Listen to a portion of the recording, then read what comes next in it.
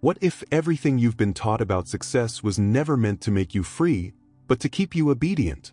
It's a haunting thought, one that quietly echoes through the cubicles, classrooms, and glowing screens of our modern world.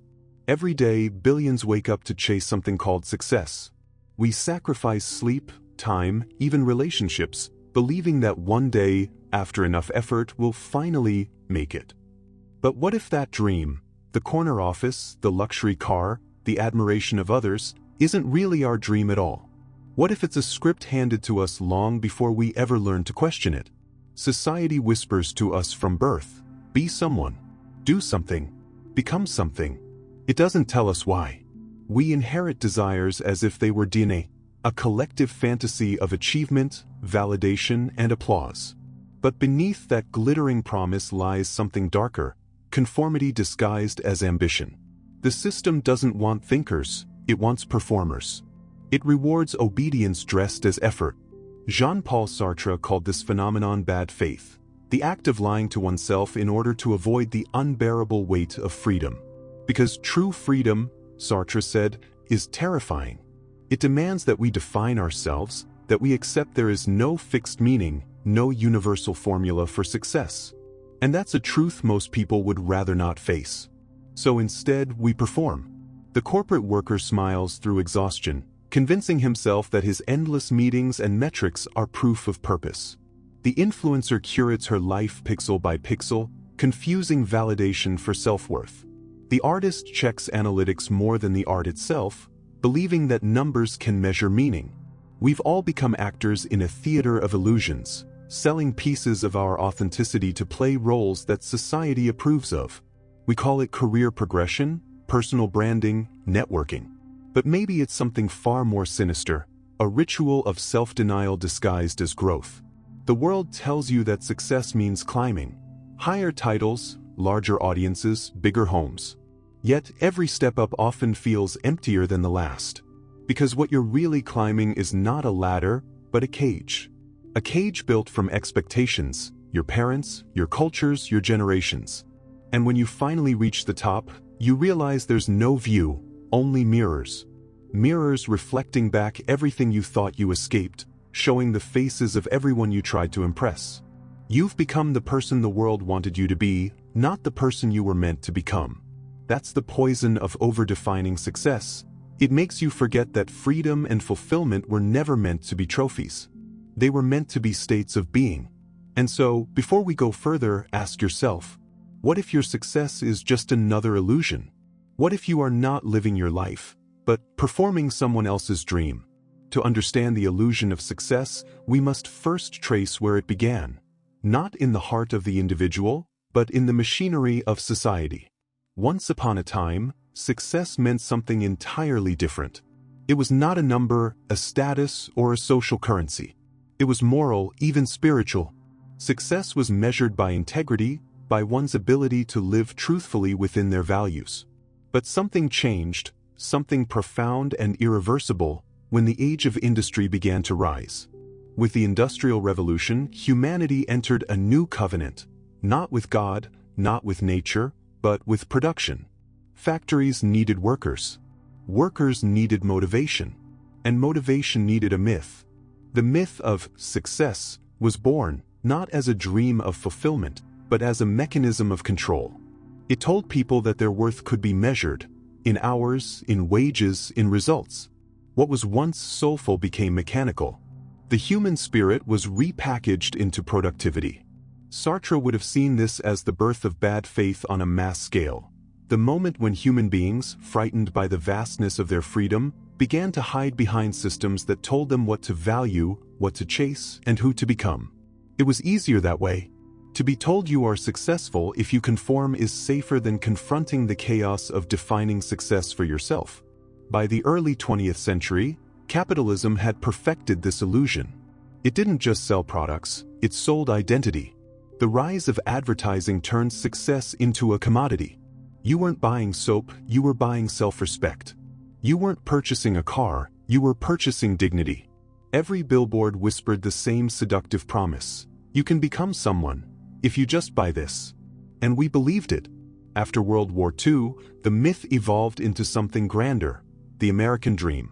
A shining house, a stable job, a smiling family. The image of perfection became a national religion. The media flooded the collective psyche with stories of self-made men, heroes who climbed from nothing to everything. But the truth was far more complex. These stories were carefully selected and exaggerated, designed not to inspire freedom, but to sustain productivity. Governments and corporations discovered that hope is the greatest motivator. If you convince people that the next promotion, the next purchase, the next milestone will finally make them happy, you never have to control them by force. They'll control themselves. Sartre warned of this when he wrote that man is condemned to be free. Freedom, in his philosophy, is not liberation, it is a burden. Because to be free means there are no excuses. You cannot blame society for your choices. You must create meaning yourself. And yet, the modern world gave us an escape from that burden, the illusion of success. By surrendering our freedom to the system's definition of achievement, we no longer had to ask the terrifying questions. Who am I, really? What do I want beyond approval? What does it mean to live authentically? Instead, we learned to chase ready-made answers. The 21st century only magnified this condition. Social media turned life itself into a marketplace. Every post, every selfie, every follower count became a silent competition for validation. The same psychology that once sold soap and cars now sells lifestyles, ideologies, even morality. We no longer live to experience, we live to display. And yet, beneath the glittering surface of progress, the emptiness deepens. The illusion grows louder to cover the silence of meaning. Success, once an expression of purpose, is now a performance of conformity. We didn't create the dream of success, the dream created us. It built our desires, shaped our fears, and programmed our ambitions. We are no longer chasing success, we are being chased by it. And perhaps, somewhere in that chase, we've forgotten what it means to simply be. Jean-Paul Sartre once wrote, "Man is nothing else but what he makes of himself." A simple sentence, but one that dismantles centuries of belief. For Sartre, there is no divine blueprint, no predetermined path, no cosmic reason for your existence. You arrive in the world as nothing, and every choice you make, every act you perform, slowly builds the architecture of who you become. But this radical freedom comes with a cost. Because if no external force defines who you are, then you, and only you, are responsible for your life's meaning. There's no one to blame. No excuses left to hide behind. The weight of this realization can feel unbearable. And that's where most people retreat into what Sartre called bad faith. Bad faith is not simply lying to others. It's lying to yourself. It's the quiet surrender to roles and expectations that promise safety from freedom's chaos. It's the employee who says, "I have no choice, I need this job," even though they feel their soul fading with every passing year. It's the student who pursues a degree they secretly despise because it's practical. It's the influencer who becomes addicted to the version of themselves they've created online, a version that feels more real than who they actually are. Bad faith is the psychological armor we wear to avoid confronting the terrifying truth that we are free. It allows us to pretend that our choices are not choices, that the systems around us dictate our path. In doing so, we exchange authenticity for comfort. In Sartre's world, freedom is not a luxury, it is a curse and a privilege all at once. To be free means to live without excuses. It means that when you choose to stay in a job you hate, when you remain silent in a dishonest relationship, when you pursue validation instead of meaning, you are, consciously or not, creating the prison you live in.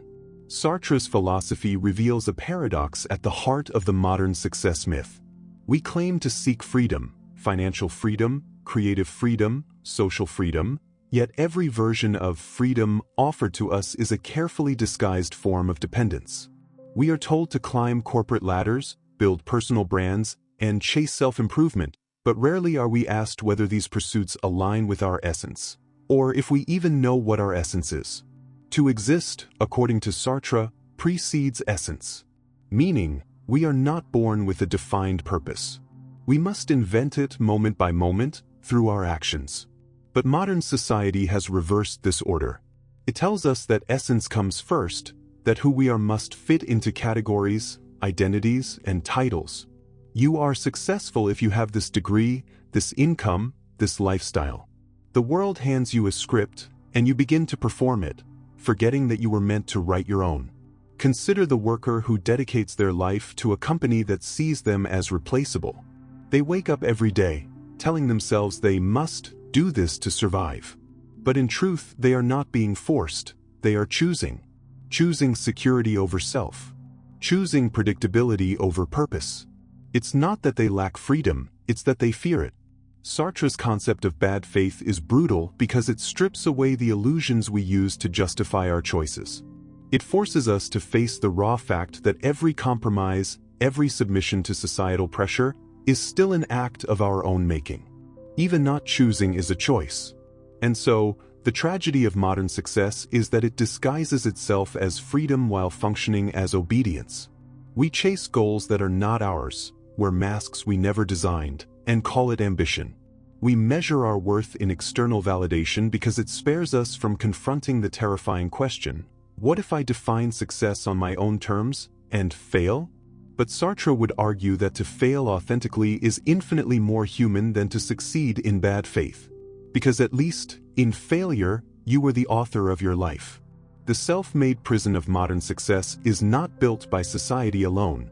It's built by our willingness to conform, to explain away our freedom as necessity. We fear the emptiness that comes with saying, I choose. Because once we admit that, we must confront the truth that every limitation we cling to, every illusion we defend, might just be self-imposed.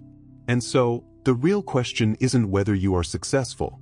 The real question is whether you are free, or whether you've simply mastered the art of pretending you are. There comes a moment in every pursuit of success when the noise fades, when the applause slows, the lights dim, and the cheers become distant echoes. It is in that silence that a haunting question arises. Now that I have everything I wanted, why do I still feel empty? This is the paradox of achievement, the illusion that once you reach the summit, you will finally find meaning waiting for you. Yet, when you get there, you often discover something far colder, an existential void. The same emptiness you've been running from, only now amplified by the quiet realization that success cannot save you from yourself. Existential psychology calls this the void of being, the sense that beneath our constructed identities lies a vast absence of inherent meaning. We try to fill that void with things: careers, followers, wealth, recognition. We tell ourselves, once I achieve this, I'll finally feel whole.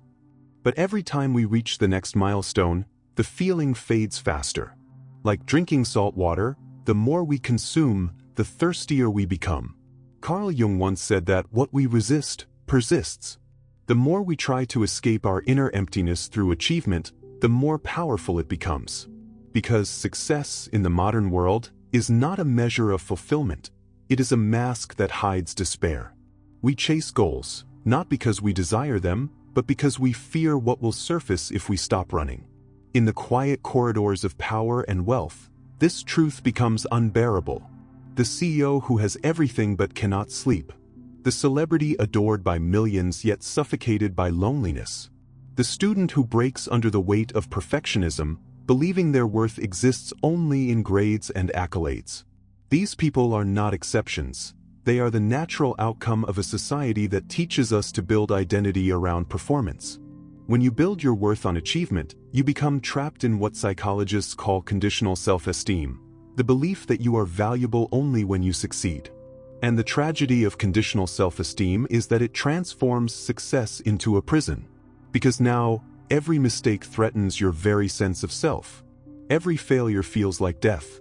Jean-Paul Sartre might call this the ultimate act of bad faith, to define yourself by external validation rather than by your own authentic existence. You stop being a person and become a performance. You live not to experience life, but to maintain the illusion that you are winning at it. But the deeper problem is not the pursuit of success itself, it's what success represents. It's the illusion of control, of order, of purpose. When you achieve, you feel for a moment that you've conquered the chaos of existence. But the chaos always returns. Because meaning, unlike success, cannot be bought, earned, or displayed. It must be created within. Studies in modern psychology have confirmed what philosophy has long suggested, that beyond a certain threshold, more wealth, more recognition, and more achievement do not increase happiness, they often decrease it. Burnout has become the modern badge of honor, and imposter syndrome the silent epidemic of high performers. Behind every smile of success, there is often a suppressed fear that if the achievements stop, so will the applause, and with it, the illusion of worth. The Jungian shadow, the parts of ourselves we repress or deny, grows strongest when we pretend to have everything figured out. The more we identify with our successful self, the more we reject our fragile, uncertain human self. But that rejected self never disappears. It waits in silence, growing louder with each victory that fails to satisfy. True success, Sartre and Jung might agree, is not in escaping the void, but in facing it. It is in realizing that no external measure can define an internal truth. That life's meaning is not something to be earned, it's something to be lived, even amid uncertainty. Yet, most of us remain unwilling to confront that silence. Because if we did, we might see how fragile our accomplishments really are, and how much of our identity depends on the admiration of others. We tell ourselves that success sets us free. But look closer. Every reward comes with invisible chains, every applause, a new expectation. And so, in our desperate attempt to escape insignificance, we only deepen it. We build our cages out of applause, and call it freedom. There comes a moment, quiet, terrifying, and liberating, when a person looks around and realizes that everything they've been chasing was never real. The applause, the approval, the upward climb, all of it begins to flicker like a hologram losing power. The illusion of success dissolves, and what remains is something both beautiful and unbearable, oneself. For centuries, human beings have lived under invisible scripts. Work hard, achieve more, be admired, be remembered. But beneath these commandments lies a silent despair, the fear that without recognition, life has no meaning. This is the cage that the modern world polishes and calls ambition. It rewards obedience with the illusion of individuality. And yet, in the rare moments of solitude, a question echoes through the hollow applause. Who am I when no one is watching? Jean-Paul Sartre once said that we are condemned to be free. It sounds paradoxical, but it's a profound liberation. It means that there is no grand design, no divine script, no external authority that can define your essence. You create it. You invent yourself moment by moment through your choices and actions. The tragedy is that most people never do. They spend their lives trying to fit into stories written by others, parents, corporations, governments, gods. To live authentically is to reject those pre-written narratives and accept the terrifying freedom of creating your own. Authenticity is not glamorous. It's not a rebellion staged for likes or applause. It's the silent act of saying no to conformity, to the need for validation, to the comfort of belonging. It's the courage to be misunderstood, even hated, to exist without external justification. This is what Sartre called radical freedom, the moment when one stops seeking meaning and begins to create it. History is full of those who chose this path, though we rarely understand them until much later. Van Gogh painted in poverty and isolation, ignored and ridiculed, yet he refused to tailor his art to the world's taste. Nietzsche wrote as if conversing with eternity, not the present audience. Kafka created entire worlds he knew might never be appreciated. Each of them, in their solitude, discovered something the successful never do, that truth is not measured by recognition, and freedom does not require witnesses. Even in the modern world, fragments of this authenticity still flicker in unlikely places. The musician who abandons fame to rediscover silence. The philosopher who disappears from public life to write for no one. The individual who quits a profitable job to live a smaller, quieter life in alignment with their inner compass. These are not acts of failure. They are revolutions of consciousness, silent rejections of the illusion that worth must be earned. To awaken is to recognize that success, as defined by the world, is a performance, a constant act of self-marketing. But to exist authentically, one must drop the mask. The moment you stop performing, you start existing. You feel the weight of your freedom and the lightness of being unobserved. The applause fades, and in its absence, something real begins to grow.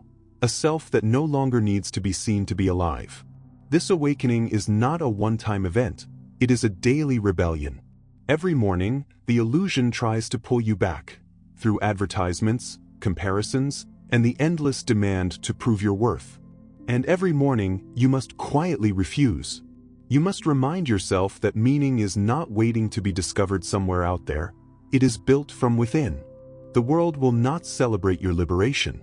It prefers you obedient and anxious. But when you finally step outside its narrative, you'll notice something extraordinary. Silence no longer feels empty.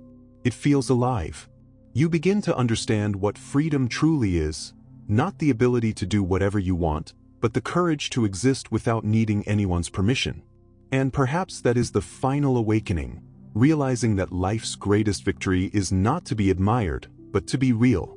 At the end of every illusion lies a silence that feels unfamiliar, almost frightening. It's the moment after the curtain falls, when the performance ends and the lights go dark. For most, that silence feels like death. But for those who have truly awakened, it is the first sound of life. Because in that emptiness, something becomes clear. We are not what we have achieved, we are what we continue to choose. Freedom, Sartre said, is not a gift, it is a burden. It is the weight of realizing that there are no pre-written paths, no cosmic scripts, no eternal meaning waiting for us to uncover. The world is blank, and that blankness demands creation. To be free is to stand at the edge of nothingness and still decide to paint, to love, to speak, to become. Most people spend their lives running from that truth, seeking comfort in titles, roles, and systems that promise identity. But the moment you stop running, you encounter the beautiful terror of existence, the realization that everything is permitted because nothing is guaranteed. We crave meaning as if it were air, but meaning is not something we breathe in, it is something we exhale. It is produced by our choices, our actions, our courage to confront the void without retreating. This is why success feels comforting. It offers ready-made meaning. It tells you who you are, a winner, a leader, an achiever. But that comfort is a cage, lined with applause and gold. True fulfillment comes not from the roles we play, but from the quiet understanding that we were never meant to play any role at all.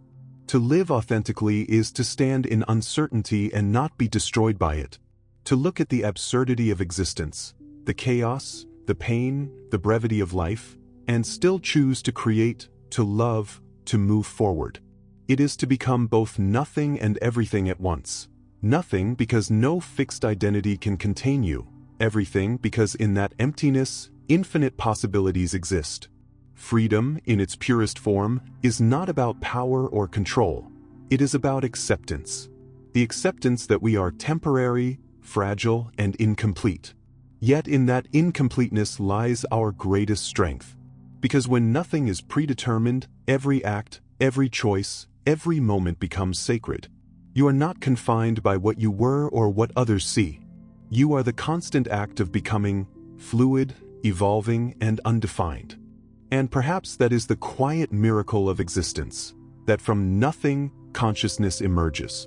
From chaos, order is built. From freedom, meaning is born. The world will always try to define you, to measure you, to tell you what your worth is. But when you strip all of it away, the noise, the labels, the mirrors, what remains is not emptiness, but potential.